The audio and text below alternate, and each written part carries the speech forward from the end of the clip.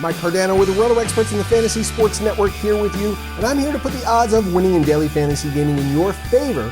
So sit up straight and pay attention, or risk losing your money to others who are.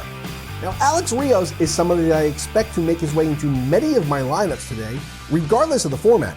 He completely crushes lefties and has one of the most extreme splits that you will see from an everyday player. Over the last year, his 980 OPS is nearly 300 points higher than what he hits against righties.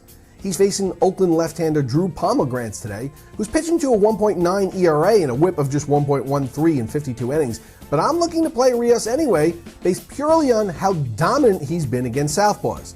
Now, he's not overpriced on any of the sites, and I'm looking to have exposure to his splits.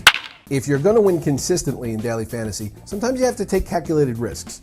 Now, Cole Hamels takes the bump at Turner Field today. Depending on how you look at this, he either has a perfect matchup or one that's not very desirable at all. On the one hand, the Braves rank second in the league in team weighted on base average against lefties with a 351, coming in only behind the Rockies, who have the whole Coors Field factor going for them. On the other hand, the Braves strike out a ton, the most in the league against lefties, more than 25% of the time. So in essence, the Braves' greatest weakness aligns perfectly with their greatest strength. The whole thing's an oxymoron. Now, with only 11 games on the schedule tonight, there just aren't many guys who can generate the swings and misses that Hamels can.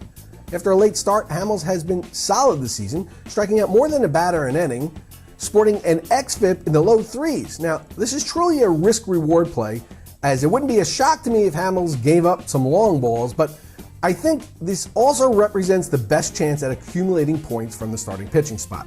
In 227 career at-bats against Hamels, Braves batters are only hitting .202 against him, and that's enough for me to take on the risk at these prices.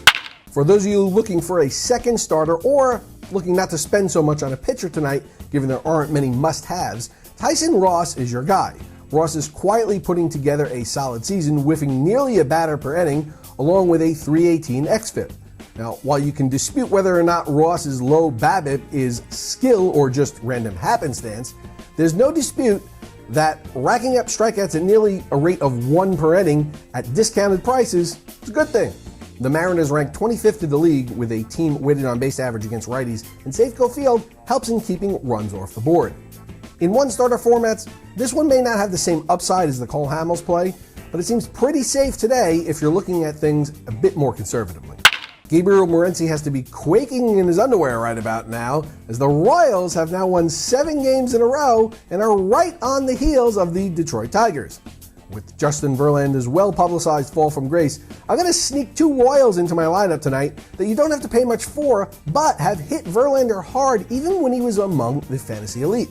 And that's Billy Butler and Salvador Perez. Playing in the same division and with plenty of matchup history, both of these guys are hitting well over 400 against the former ace. There's really just one game in question today, with about a 40% chance of scattered thunderstorms for the Phillies-Braves game at Turner Field, so be careful if you're using Hamels or anyone in that game. And while it doesn't appeal to be a deal breaker at this point, not double-checking your conditions just before game time would be foolish. Good luck in your daily fantasy gaming today. Feel free to hit me up on Twitter with your questions and concerns. My handle's @MikeCardano, and I'll see you right back here tomorrow on the Fantasy Sports Network.